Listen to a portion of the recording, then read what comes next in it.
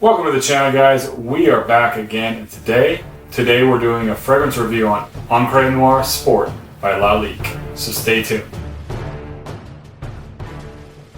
And before I get into the fragrance review, guys, don't forget to hit the like and subscribe button. Really helps me grow my channel so I can keep doing fragrance reviews, cologne comparisons, and first impressions.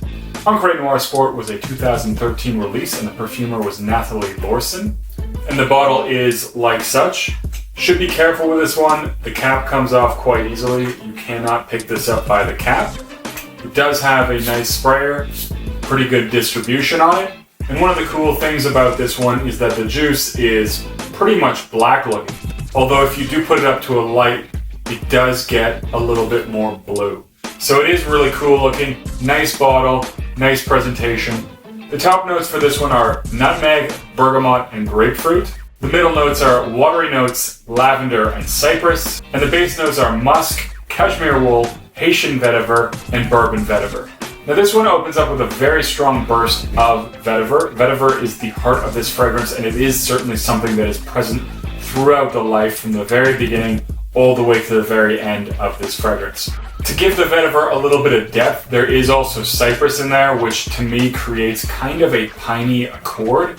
And it does kind of give you this image of being maybe actually a little bit in a forest there. I kind of feel like I'm in amongst the trees with the strong vetiver and cypress blended together. Really does give me a very woodsy kind of a feel.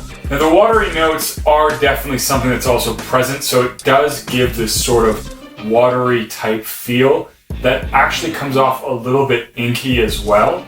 Now, the inkiness might be a little bit off-putting for some people, but I actually find that it adds a little bit of depth, and it does add some nice darkness to this. So this is one of the things that I think really makes this fragrance a little bit different, is it has this sort of inky touch in the opening that creates a sort of watery, piney darkness. I also pick up on the citruses, but only just slightly, and they do create a bit of a tartness in there as well, so it kind of mixes with the watery notes to give it a little bit of tartness and a little bit of a zest. Although this is not something that I found to be particularly strong in the opening, it is very much dominated by both the cypress and the vetiver. As this one starts to cool down just a little bit, that vetiver really comes off a lot more green and grassy, and it really kind of makes me think of long grass in a field of water. And it is actually quite an interesting and fresh fragrance in that respect. And I do think it comes off as rather green and masculine as well. Again, it is still dark with that inkiness, and with the cypress, it doesn't come off super bright or super fresh. There's sort of a aquatic darkness there that is really nice. In the dry down, the cypress and the vetiver still play the main role to my nose. So it still has this very grassy accord, and the aquatic notes do lighten up a little bit, so that grassiness does get a little drier to me, but it's not overly dry at all. The other thing I find in this is that as this starts to dry down more and more, it does have a little bit of a soapiness on my skin, which works really nice with the vetiver to create a fresh, clean accord.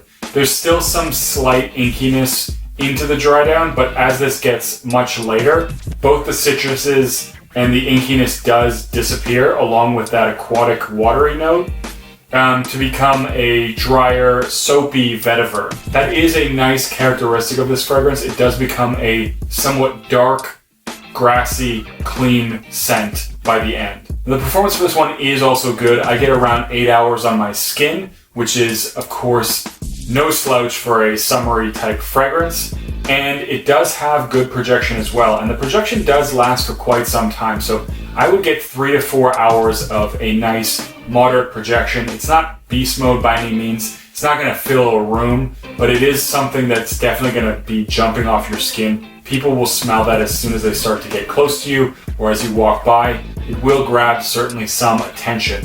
It's not a skin scent until much deeper into the fragrance. So a good 3-4 hours of projection as well. So I think the performance for this one is really solid.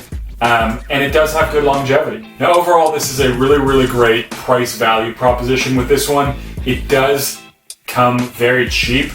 I think you can get this bottle for under $30, which is a fantastic price for something that is, in my opinion, a lot more unique as a summery fragrance and does have good performance.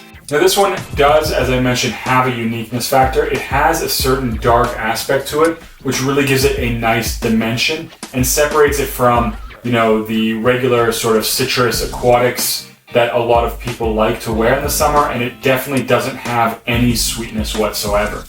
So this is definitely one that is going to make you smell a little bit more unique, but in that you also want to definitely smell this one first, because it's not going to be for everyone.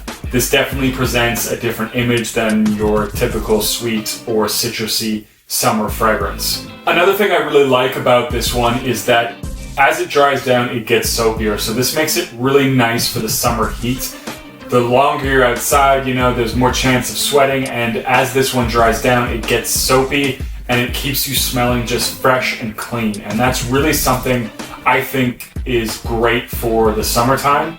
Anyways, guys, that's it for this one. If you haven't got your nose on this one, do check it out. Let me know what you think in the comments down below.